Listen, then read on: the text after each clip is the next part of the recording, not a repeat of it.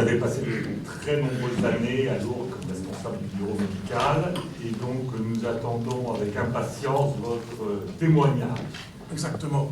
C'est un témoignage que je vais vous donner. Bon, je suis, moi, un praticien, je ne suis ni philosophe, ni théologien, ni...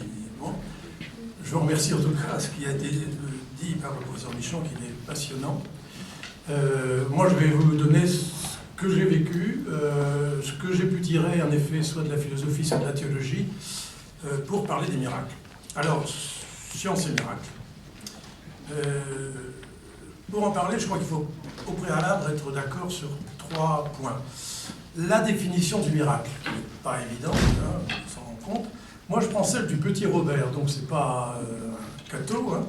Le miracle est un fait extraordinaire où l'on croit reconnaître une intervention divine bienveillante auquel on confère une signification spirituelle. Donc vous voyez, on a déjà là le côté scientifique et le côté spirituel, la foi et la raison. Et puis, deuxième point, le miracle, c'est pas un rond qui devient un carré, ni un unijambiste qui revient avec ses 2 jambes de lourde, comme certains aimeraient pouvoir le dire, ou là, ils croiraient au miracle, soi-disant. Donc, les miracles ne sont pas des prodiges.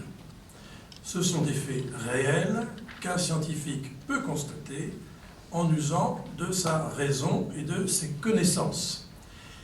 Et je retiens, moi, la phrase de saint Augustin: le miracle ne contredit pas la nature, il contredit la connaissance que nous en avons.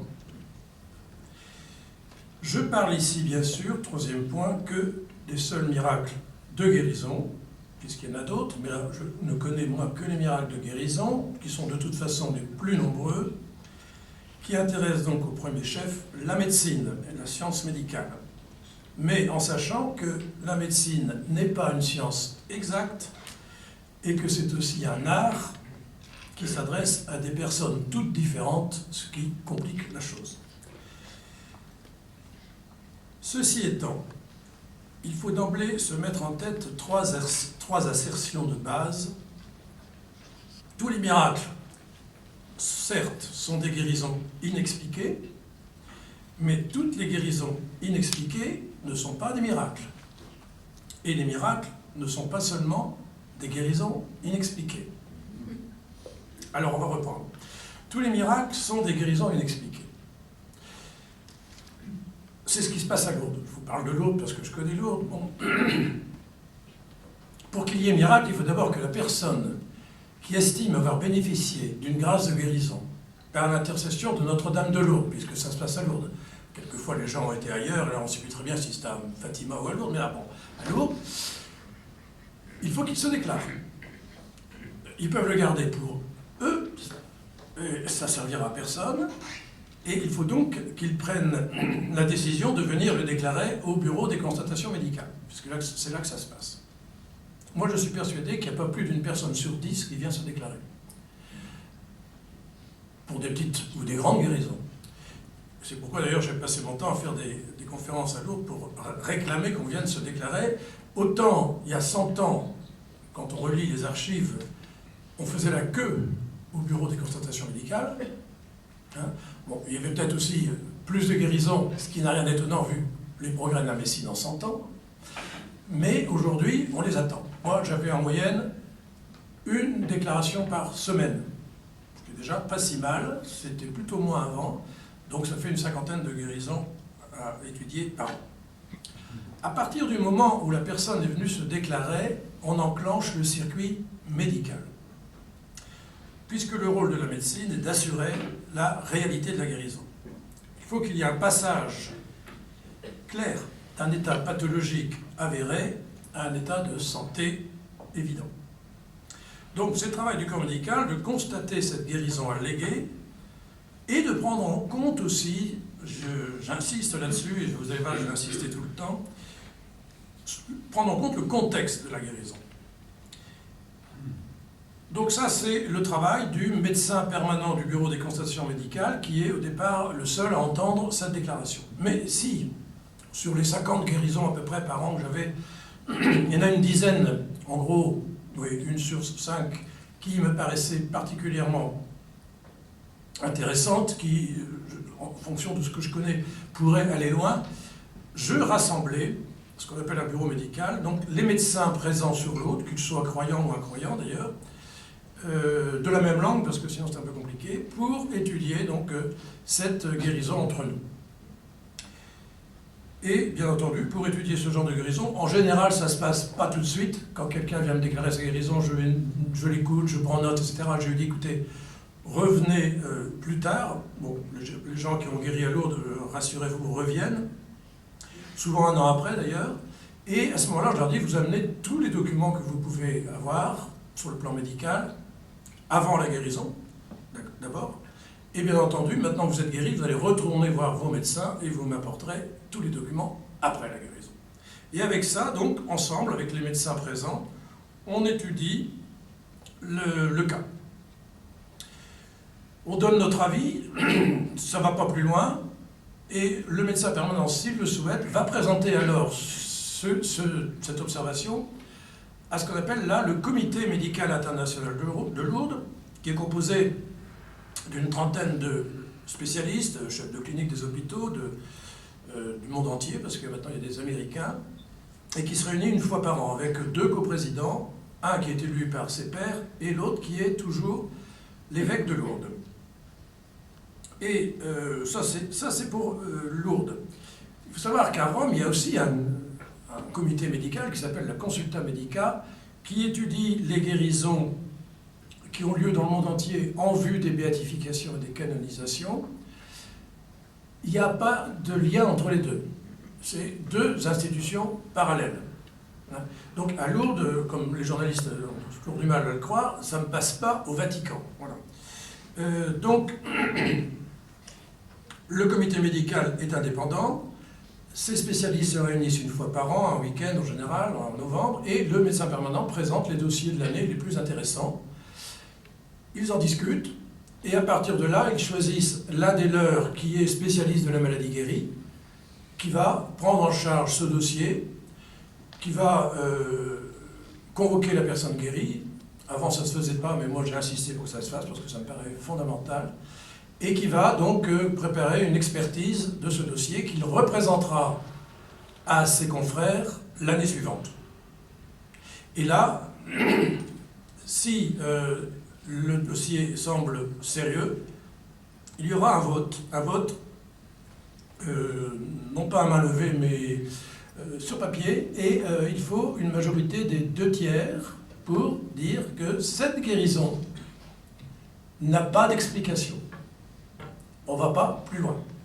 C'est juste, donc, pour cela, il faut bien entendu que cette guérison soit certaine, définitive, médicalement inexpliquée, que soit établi préalablement de façon correcte le diagnostic et la réalité de la maladie, bien sûr, que le pronostic en soit fixé ou fatal à bref échéance, que la guérison soit surprenante par son caractère subi, et que le traitement prescrit ne puisse être jugé comme étant à l'origine de cette guérison ou même l'ayant favorisée. On ne peut pas aller plus loin. On parle de guérison inexpliquée, mais on ne peut pas apporter de preuves, comme souvent en médecine. Et d'ailleurs, si on apportait la preuve d'un miracle, je dirais que ce n'est plus un miracle. Vous savez, c'est Blaise Pascal qui disait, dans le miracle, il y a suffisamment de clarté pour ceux qui veulent bien croire, et suffisamment d'obscurité pour ceux qui ne veulent pas. Puisque le miracle, finalement, est un signe. Et un signe nous laisse toujours libres. Il faut arriver donc à une espèce de conviction intime. Et c'est là où on passe au circuit ecclésial, puisque c'est l'Église qui parle de miracle. Les médecins ne parlent pas de miracle.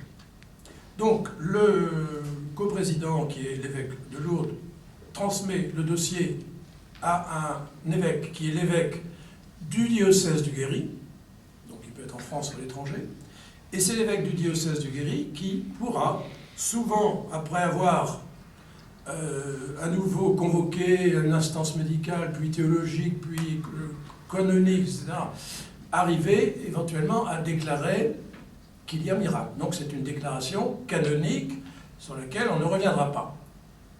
Il faut savoir que pour les guérisons miraculeuses de Lourdes, en tout cas, depuis 1908, donc le cinquantenaire des apparitions, on est cette année dans le 160e anniversaire, le pape de l'époque, Pape Pie X, a demandé à Lourdes de prendre les critères de Lambertini, qui sont des critères donc, qui avaient été mis au point par le cardinal Lambertini, futur Benoît XIV, entre 1634 et 1637, qui sont des critères qui sont indispensables pour reconnaître une guérison comme étant miraculeuse. Alors, ces critères sont utilisés, bien sûr, à Rome et à Lourdes depuis donc plus de 100 ans. Alors, je vous donne ces 6 critères, bien entendu, 7 critères. Donc, ces 7 critères, on les a toujours en tête, nous qui travaillons sur le sujet, parce qu'en effet, si de toute façon, dès le départ, on se rend compte que ça ne rentrera pas dans le critère, c'est pas la peine d'aller plus loin. Alors, le premier, alors ce qui est assez amusant d'ailleurs, c'est que ces critères sont purement médicaux. Venant d'un futur pape, c'est assez étonnant, mais c'est comme ça, mais c'était un scientifique, hein, quand on reprend son histoire, au cardinal Prosper Lambertini, c'était quelqu'un. Donc le premier critère, c'est que la maladie soit grave. Bien entendu, on ne va pas crier miracle pour une petite maladie, donc de pronostic défavorable. Le deuxième, il faut que la maladie soit connue et qu'elle soit répertoriée par la médecine. On ne part pas sur un diagnostic flou. Troisièmement, il faut que cette maladie soit organique, lésionnelle, c'est-à-dire qu'il y ait des critères objectifs, biologiques, radiologiques. Alors, autant il y a 100 ans, on n'avait pas grand-chose. Aujourd'hui, quand le malade vient avec tous ces examens, il y en a une tonne. Mais c'est normal.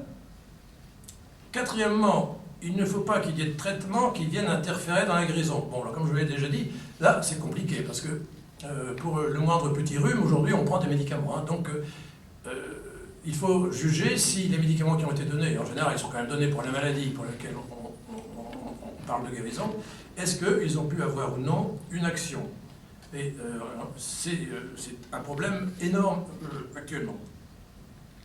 Heureusement, il y a un 5e critère qui est fondamental pour moi, c'est le moment de la guérison lui-même. La guérison doit être subite, soudaine, instantanée, on pourrait dire immédiate, et sans convalescence. Bon, ça ne se trouve pas en médecine, heureusement. Et c'est vrai, hein, Jean-Pierre Belli, vous avez peut-être entendu parler, que j'ai très bien connu et qui m'a appris beaucoup de choses, qui est le premier miraculé que j'ai fait reconnaître. Jean-Pierre Belli, alors qu'il était invalide à 100%, reconnu par la Sécurité sociale à titre définitif depuis 16 ans à cause d'une sclérose en plaques, qui a guéri brutalement à Lourdes, le lendemain, il faisait du vélo. Alors qu'il était en chaise roulante depuis plusieurs années. Après la guérison, il y a encore 2 critères. Il faut que ce ne soit pas simplement une régression des symptômes, mais bien un retour de toutes les fonctions vitales. Ça ne veut pas dire qu'il n'y ait pas des cicatrices. Au contraire, c'est bon signe. Ça veut dire qu'on ne s'est pas trompé, qu'il y avait bien eu quelque chose avant. Et enfin, que ce ne soit pas simplement une rémission, mais bien une guérison. Ce qui veut dire quelque chose de durable et de définitif. Bon, maintenant, le définitif, c'est jamais facile. Hein. Dans l'idéal, il faudra attendre que la personne soit morte pour être sûr qu'elle était miraculée. Hein. Pas tellement possible. Mais on attend en général 5 ans, quelquefois plus, actuellement. Voilà, donc ça c'est le premier point. Tous les miracles sont des guérisons, tous les miracles de guérison, bien sûr, sont des guérisons inexpliquées. Deuxième point, toutes les guérisons inexpliquées ne sont pas des miracles.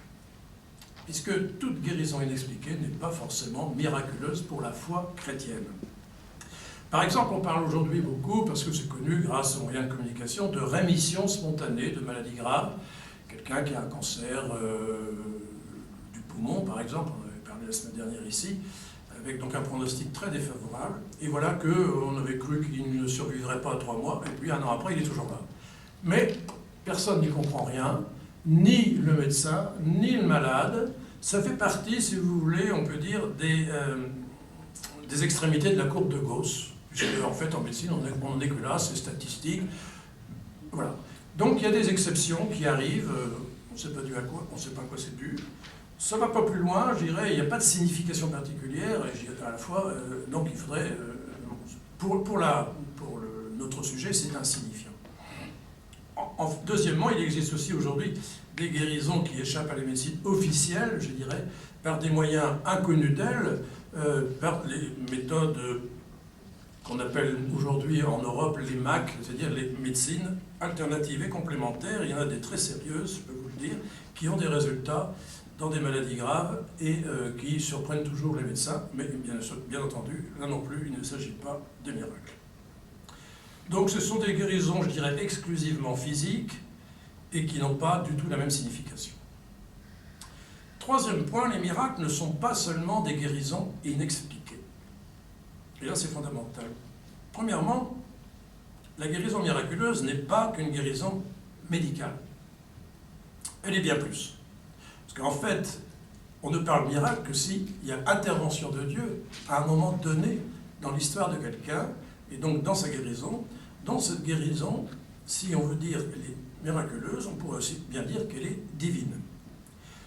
Dieu est la cause première de cette guérison, sinon il ne s'agit pas de miracle, en laissant bien entendu agir les causes secondes.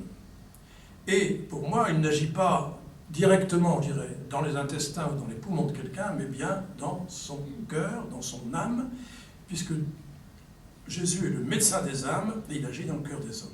Parfois, son action divine peut se déployer aussi dans le corps, donc provoquant à ce moment-là une guérison physique visible. Si ce n'est pas visible, comme l'Eucharistie, on en a parlé tout à l'heure, ce n'est pas un miracle. C'est là qu'on pourrait éventuellement donc parler de miracle. La guérison miraculeuse est donc une guérison du corps qui s'origine au plus profond de la personne et, pour moi, et je crois que c'est très important, s'accompagne aussi d'une guérison intérieure, éventuellement spirituelle. D'ailleurs, la spécificité de cette guérison, c'est que le malade sait et sent très fort qu'il a guéri à un moment donné. Il reconnaît le moment exact de sa guérison par des signes, soit, il y a des signes psychosomatiques, sensation de chaleur, frémissement, tremblement intérieur, un souffle chaud, ou des signes spirituels qui sont bien plus importants, qui est une paix, une joie, une force intérieure qu'il découvre en lui. Donc il a une conscience claire et sûre de sa guérison. Et ultimement, il y a pour lui un avant et un après. Il en sort différent, transformé. Il s'agit bien d'une guérison de toute la personne. Alors, dans mon livre qui est en bas, là, j'en ai Lourdes des miracles pour notre guérison. J'ai mis ce titre un peu exprès pour réfléchir, parce qu'en effet, tout le monde n'est pas miraculeux, on pourrait y revenir, mais on peut tous en tirer des leçons. J'ai donné des exemples depuis 150 ans, puisqu'il a été écrit pour le 150e anniversaire de l'autre, de guérisons très très très diverses, mais qui montrent que ces personnes ont toutes fait une évolution avant et après, que ces personnes, on les a connues, moi je les ai connues ou pas, mais c'est très fréquent que j'avais des descendants de personnes guéries il y a 50 ou 100 ans qui me disaient, vous savez, grand-mère, une fois qu'elle a guéri, elle n'était plus la même après qu'avant, et voilà, et donnaient des tas d'histoires. Moi j'en ai rencontré une qui m'a beaucoup impressionné, c'est Anna Santaniello, qui était une Italienne qui avait guéri à l'âge de 35 ans d'une maladie cardiaque terminale.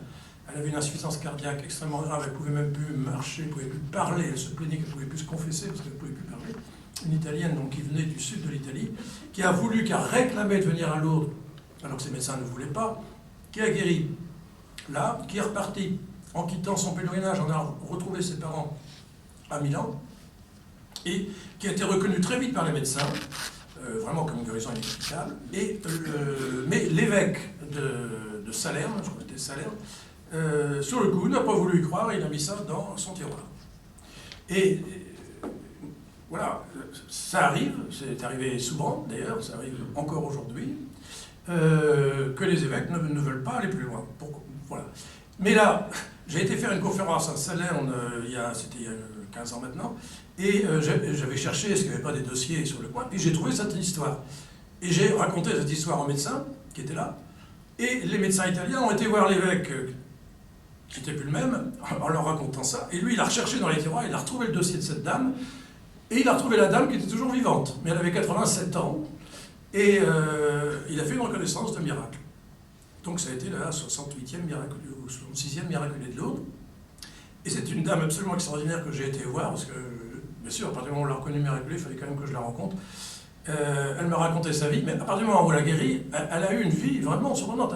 Elle a passé son permis de conduire, et elle est allée s'occuper des enfants défavorisés de toute la région de Naples et de Salerne, jusqu'à un âge très avancé. C'était vraiment très beau comme témoignage. Voilà. Donc, je dirais, c'est une intervention de Dieu qui se déploie à tous les niveaux de l'être, à un moment donné.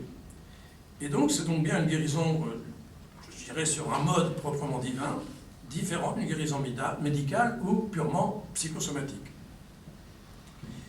Et c'est, je vous cite Étienne Garin, le père Étienne Garin, jésuite, qui dit « Une guérison divine est avant tout restauration de la communion avec Dieu et de ce fait réconciliation avec soi-même et avec sa propre histoire qui prend dimension d'histoire sainte.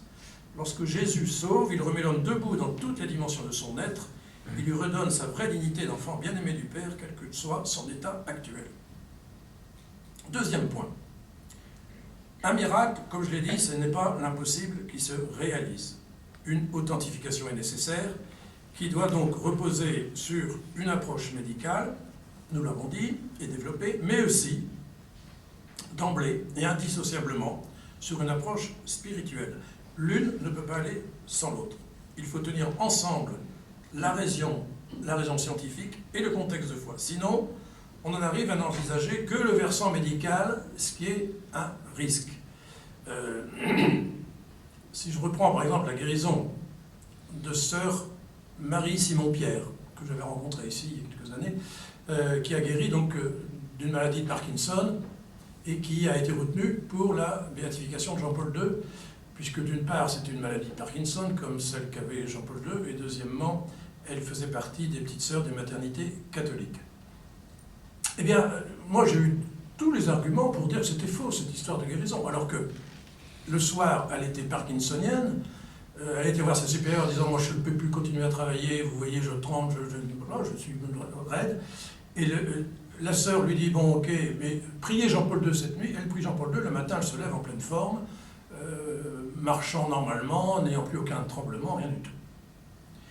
Ah, mais alors, les médecins que j'ai entendus, de droite et de gauche, ne voulaient absolument pas y croire. Alors, c'est toujours les mêmes arguments qui reviennent.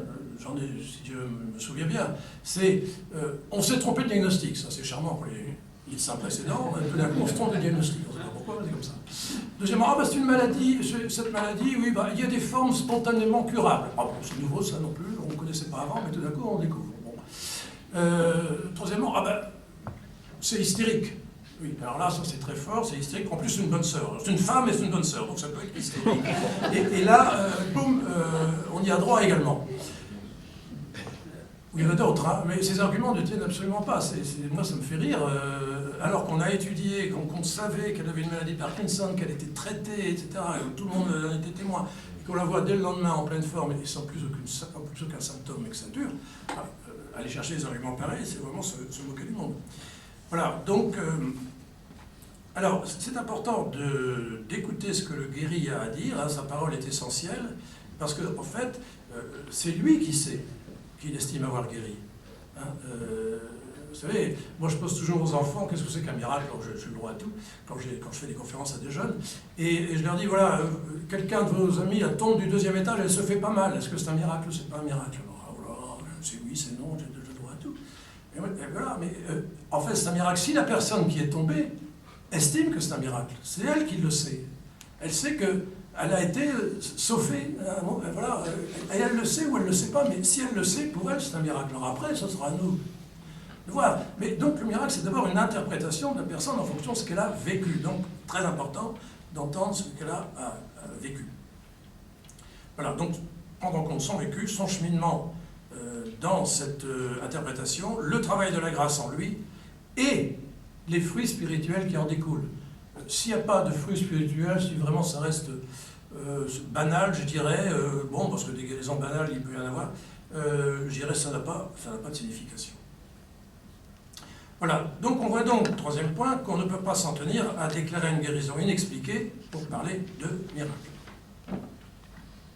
D'ailleurs, je dirais une guérison, même expliquée médicalement, peut relever du miracle. Quelqu'un qui même est bien soigné dans un hôpital, etc., mais les médecins ne voyaient pas clair, puis tout d'un coup, là, qu'il se passe quelque chose dans l'esprit d'un médecin qui pense à trouver... Bon, pourquoi on ne parlerait pas d'un miracle à ce moment-là? Bon, ça ne sera jamais un miracle reconnu, mais si la personne a prié pour ça, et tout d'un coup, voilà, ça se passe très bien, je dirais, alléluia, on peut le reconnaître comme ça.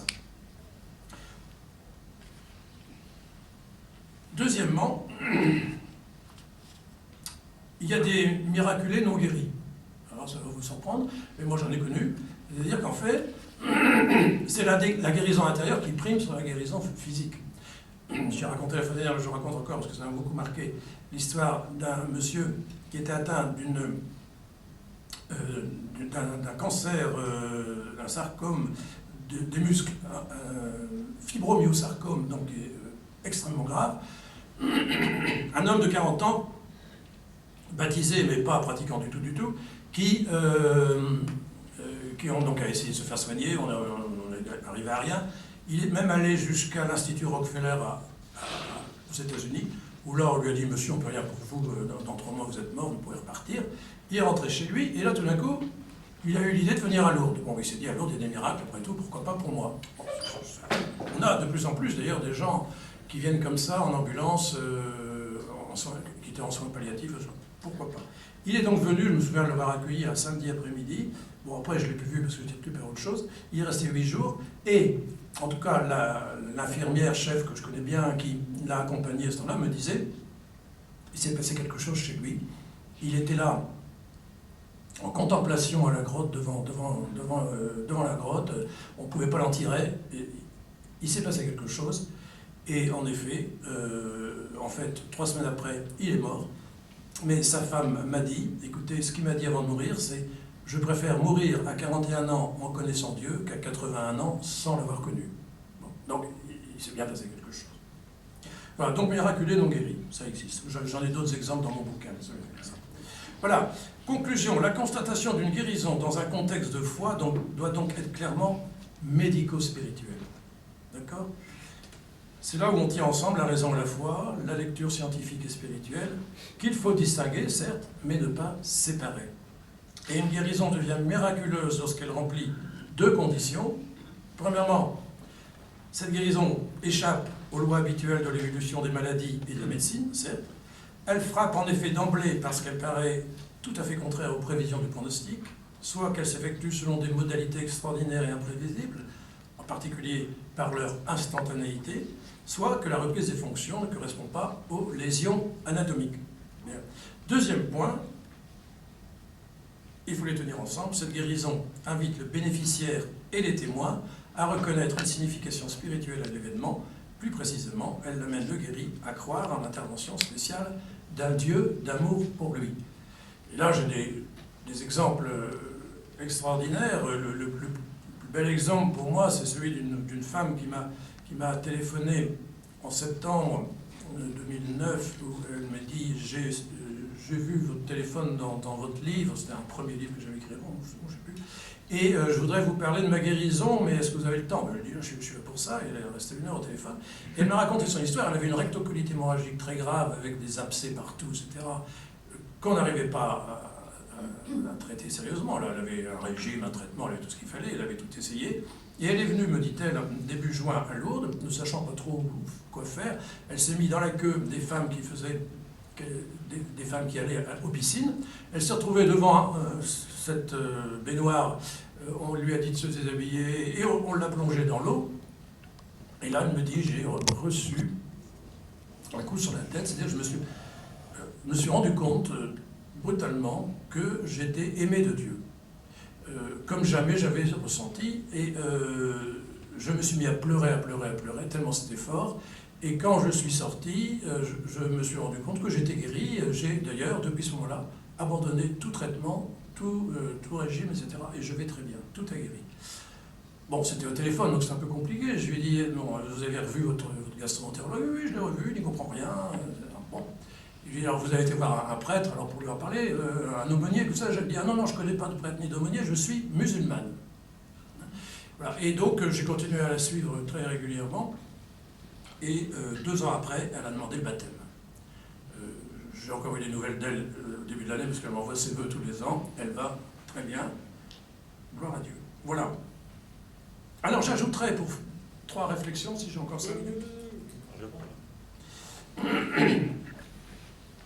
Alors, premièrement, je crois qu'il faut distinguer les miracles pour les causes des saints qui ont une finalité précise, qui est d'assurer l'Église du choix de Dieu. Je m'en occupe en ce moment, puisque je ne suis plus à Lourdes, et on me demande donc des expertises pour des guérisons pour des béatifications. Alors je cite personne, mais des personnes qui, j'espère, vont être béatifiées au plus vite. Ça, en effet, c'est une finalité précise. Par contre, la finalité d'un miracle dans un lieu de pèlerinage comme Lourdes n'a jamais été théologiquement déterminée. C'est ça qui est assez étonnant. Et pour moi, en fait, ces guérisons dans un lieu comme Lourdes, ou ailleurs, parce qu'il y a d'autres lieux, bien sûr, rejoint les guérisons inexpliquées d'ordre miraculeux qui ont lieu dans les prières pour les malades, dont nous parlera Thierry après.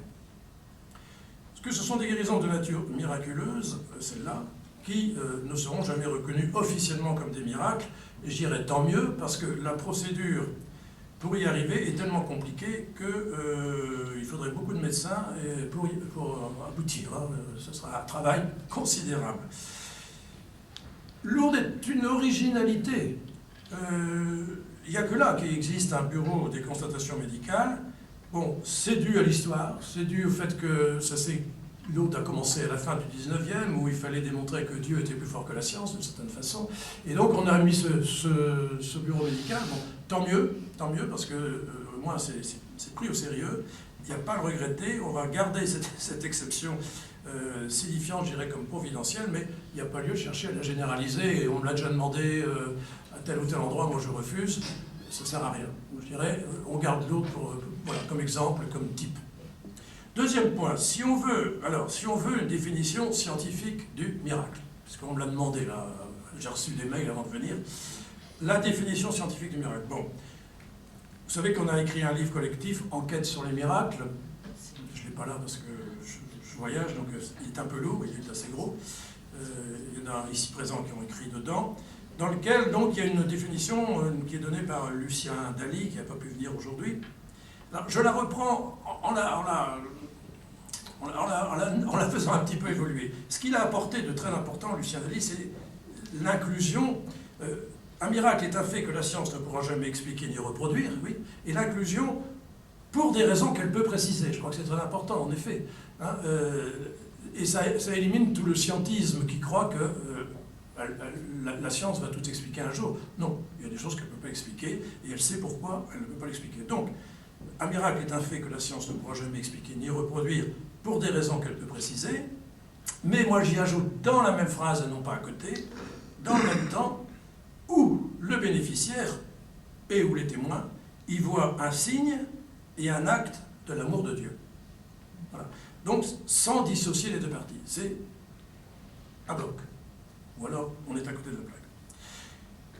Je signale que le verbe pouvoir est au futur, que la science ne pourra jamais expliquer. C'est un risque quand même de dire ça. Ne pourra jamais expliquer. Ah bon? Moi, je trouve que c'est important.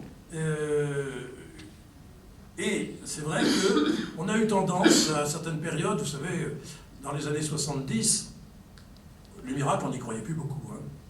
Moi, j'ai entendu un théologien dire, je crois malgré les miracles. Hein. Donc, voilà, on en était là, hein. Donc on a quand même avancé. Bon.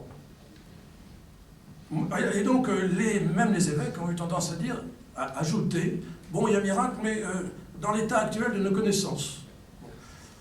Moi, je pense que c'est un peu stupide, parce que, à la limite, je dirais, c'est une injure faite à Dieu. Parce qu'en fait, on ne pourra jamais expliquer un miracle. Moi, j'ai repris tous les miracles qui ont eu lieu à Lourdes, on ne pourra jamais les expliquer. Aujourd'hui, on dit, ah oui, mais regardez une tuberculose, on en a trouvé plein à Lourdes qui ont guéri. Bah oui, d'accord, mais aujourd'hui, vous n'avez pas quelqu'un qui a une tuberculose au dernier point mourante, comme Jeanne Frétel, en 49, hein, ou comme Marie Bailly, qui avait vu le docteur, comment il s'appelle, en 1905, là Alexis Carrel. Carrel. C'était des mourants, et plaf, d'un seul coup, et Carrel en a fait l'observation, il avait écrit sur sa belle manchette blanche tout ce qu'il avait vu et senti, examiné sur cette Marie Bailly, qui était partie mourante déjà de Lyon, et d'ailleurs il ne voulait pas la prendre, mais c'est son copain qui lui a dit ici, allez, emmène-la, de toute façon, les foutus, pauvres foutus. Il la voit guérir devant lui, hein, complètement. Elle est repartie sur ses deux pieds de Lourdes. Comme c'est l'histoire d'Alexis Carrel, quand il est rentré, lui il y a cru sur le coup, il l'a déclaré au bureau médical, et puis quand il est rentré à Lourdes et que tous les journalistes sont arrivés, déjà à cette époque-là, là il a commencé à faire marche arrière en disant non, j'avais dû me tromper de diagnostic, c'est pas possible. Et il lui a fallu toute sa vie finalement pour accepter ce signe qui lui avait été donné. Jeanne Freitel, c'est pareil, elle était mourante devant la grotte. Au moment de la communion à la messe, un dominicain arrive, et il va donner son témoignage après. Il voit qu'elle est morte quasiment, il pense qu'elle est morte. Et l'accompagnatrice lui dit mais non, elle n'est pas morte, je sens encore son pouls. Il coupe un petit morceau d'hostie, il lui met sur la langue, hop, elle revient à la vie. Alors ça, je suis désolé, on ne le verra jamais, même si on fait des progrès immenses. Voilà, donc le futur du verbe pouvoir, pour moi, me paraît important et à garder. De toute façon, une guérison miraculeuse dépasse infiniment les lois physiologiques. Elle ne peut s'envisager, pour moi, qu'au cœur d'une anthropologie biblique, esprit, âme, corps, pour moi, par une action exceptionnelle de l'esprit sur le corps par l'intermédiaire de l'âme vivante. Et moi, c'est comme ça que se réalisent les miracles de guérison. Et également, d'ailleurs, dans les phénomènes de mystique limite que l'on peut voir. Comment voulez-vous expliquer l'inédit? Comment voulez-vous expliquer la lévitation? Sœur Mariam, dont je parle beaucoup dans mon livre sur les œillets, dont on va fêter le 25 mai les 150 ans de la transverbération de son cœur. Elle a continué à vivre avec son cœur transpercé. Quand elle est morte quelques années plus tard à Bethléem, les médecins qui ont fait l'autopsie ont trouvé un cœur transpercé. Et elle vivait. Voilà. Alors pour moi, vous voyez, je crois vraiment que si on veut essayer de comprendre, il faut une anthropologie complète de la personne, corps, âme et esprit, qui est donc l'anthropologie chrétienne. Sinon, bien sûr, on ne peut pas comprendre. Voilà. Et pour moi, à partir de là, je dirais que la guérison miraculeuse devrait être pour nous le modèle, l'exemple, l'icône de la guérison parfaite, je dirais, véritable, en rapport avec la vie qui nous anime et qui vient de Dieu. Voilà, je vous remercie de votre bienveillante attention.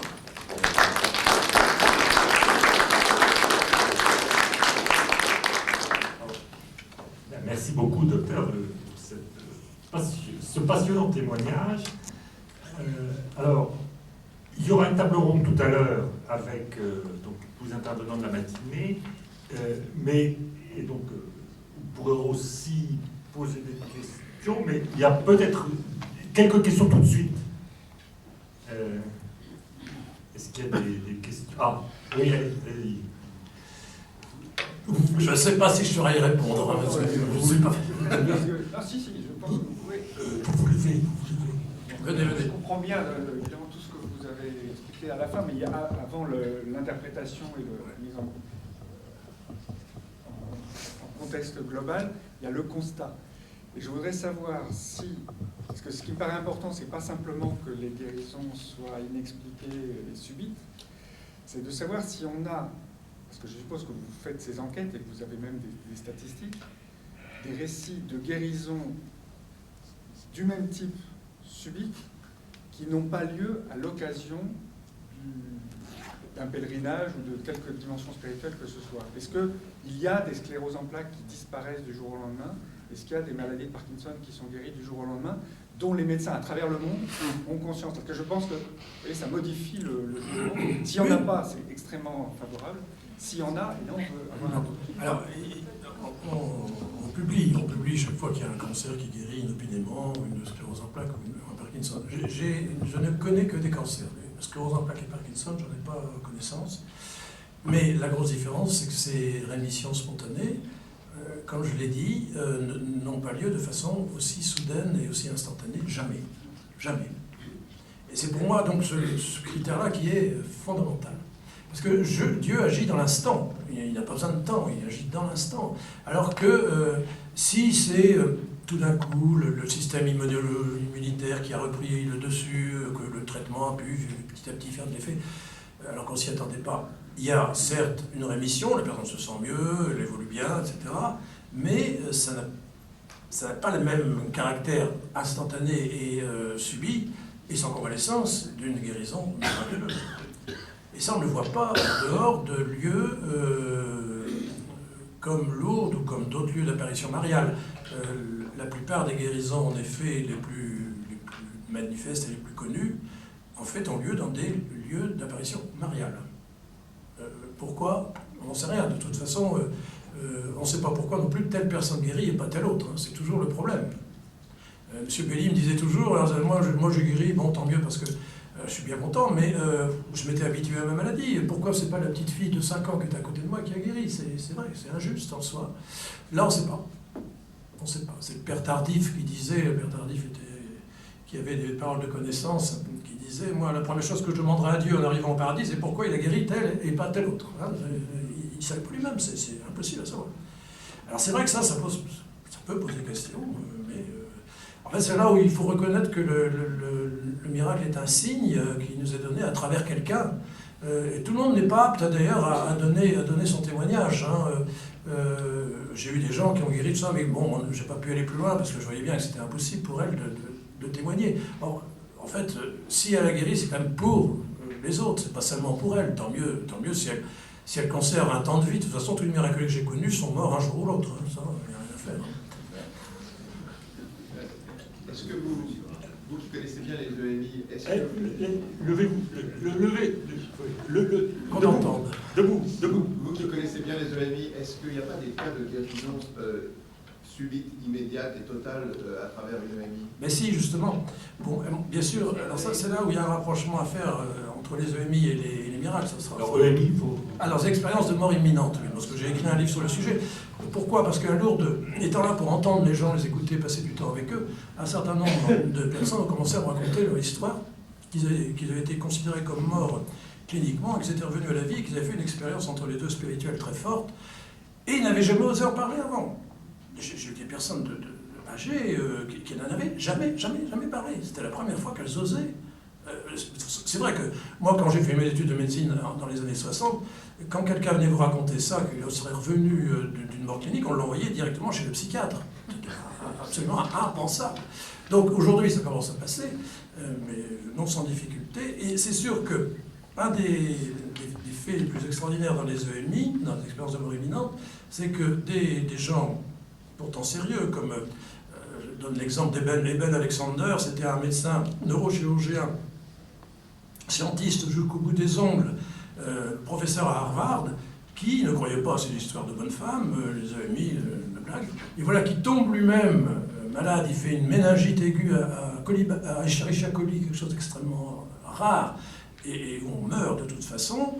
Il est suivi dans son service, vous imaginez bien, comme le lait sur le feu, on lui fait des examens matin, midi et soir, on espère qu'on...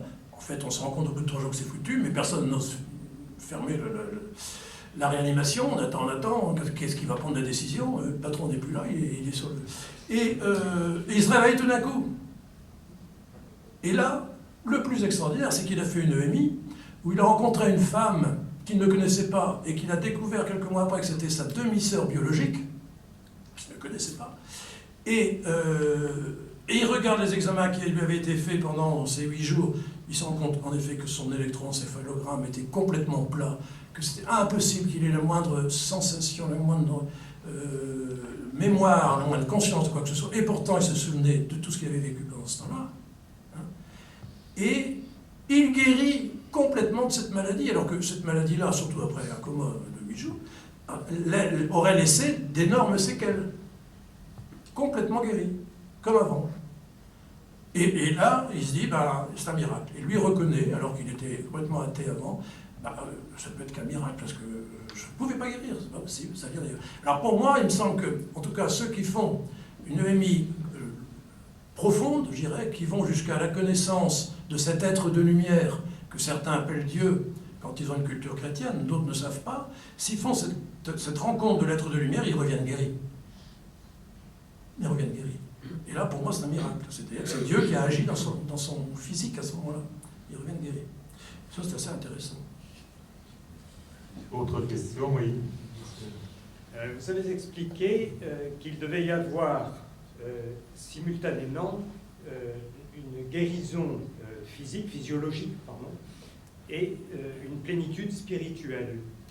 Et vous avez expliqué aussi le cas de quelqu'un qui n'a pas eu la réparation physiologique, mais qui a eu la plénitude spirituelle. Est-ce que dans ce cas-là, vous considérez qu'il s'agit aussi d'un miracle? Moi, personnellement, je dis que c'est une guérison d'ordre miraculeux, ou de nature miraculeuse, comme vous voulez,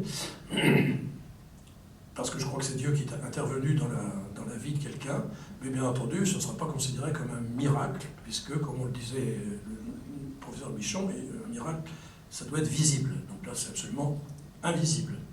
Mais je peux vous dire que Dieu intervient vraiment très fort dans ces cas-là. Une personne que j'ai bien connue, qui m'a encore écrit pour le Nouvel An, là, ça m'a beaucoup frappé. Elle était venue le 16 juillet, le jour de Notre-Dame du Mont-Carmel, avec un groupe donc, de gens proches du Carmel. Et elle vient me voir le lendemain en me disant, voilà, j'ai été opéré d'une maladie du Dupuytren au mois de mai, ça s'est mal passé. Et donc j'étais encore paralysé complètement, même plus qu'avant. Bon, le chirurgien était désolé, moi j'ai pris contact avec le chirurgien qui m'avait l'air quelqu'un de très sérieux, mais ça arrive. Et d'ailleurs, le chirurgien m'a dit, revenez après l'été, et puis je vous ferai une greffe ou quelque chose, on trouvera. Bon, et elle dit, hier j'étais à la grotte, tout d'un coup j'ai senti sur ma main un souffle chaud passer, et d'un seul coup, j'ai pu à nouveau bouger mes doigts complètement. Alors je viens vous le montrer, elle dit, je viens vous le montrer, mais moi je trouve ça complètement extravagant, elle me dit. Ben, regardez. Alors j'ai examiné, en effet, il y avait les restes des cicatrices de l'opération et tout, mais elle avait tout ce qu'il fallait. Bon, j'ai dit, écoutez, très bien, vous reviendrez dans un an, vous allez revoir votre chirurgien, vous me ramènerez les électromyogrammes avant, pendant, après, etc. Elle est revenue, et en effet, elle était complètement remise, parfaitement guérie. Et le plus étonnant, là, c'est que quelques temps après, j'étais plus à Lourdes, elle m'a envoyé une lettre, en me disant, voilà, je voulais vous dire que quand vous m'avez vu, vous m'avez dit, alors moi je m'en souviens plus, mais c'est peut-être vrai, mais essayez de réfléchir à ce que la Vierge veut vous dire à travers cette guérison. Bon, est-ce que c'est moi qui l'ai dit ou est-ce que c'est elle qui l'a inventé, j'en sais rien. Mais elle me dit, voilà, ça m'a fait beaucoup réfléchir, et je vous annonce que je rentre au Carmel. Et l'année dernière, en octobre dernier, elle a fait ses vœux définitifs. Donc c'est pas de la blague, c'est pas une velléitaire. Voilà, et c'est pas la seule, hein. J'en ai eu d'autres. Donc, pour vous dire que petite guérison comme ça, qui sera jamais reconnue comme un miracle, c'est quand même un miracle extraordinaire, parce qu'à travers ce signe, Dieu l'a appelée au Carmel. Voilà, et elle ne serait pas rentrée au Carmel peut-être si elle avait continué à être malade. La dernière question, mais Oui. après il y aura d'autres questions pour la table ronde. Alors, J'ai une petite question. Comment se fait-il que ça soit si difficile de reconnaître les miracles à Lourdes? Je crois qu'il y a eu, je sais pas, Il y a 69 miracles reconnus. sur 8000 déclarations à peu près, non? Il y a 7500 déclarations aujourd'hui. Ouais. Sur les 7500, il y a à peu près 3000, on peut dire, qui n'ont pas d'explication médicale. Mais sur les 3000, il y en a que 69 reconnus. C'est très difficile parce que,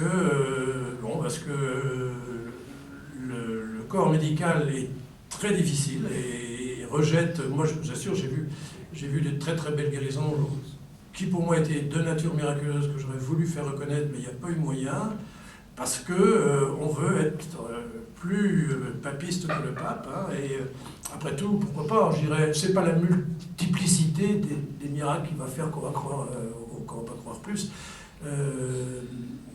Ça reste donc un lieu où les miracles ne sont jamais galvaudés et en aucune façon, ça c'est clair, et c'est important. Donc voilà, bon, il y en a 69. Normalement, il devrait y avoir un 70e qui a été reconnu par les médecins il y a 2 ans, qui a été envoyé à un évêque. Pour l'instant, il n'a pas bougé le petit doigt. Alors, c'est tout, on attend. C'est pas un évêque italien, je peux vous dire. Eux, ils vont assez vite.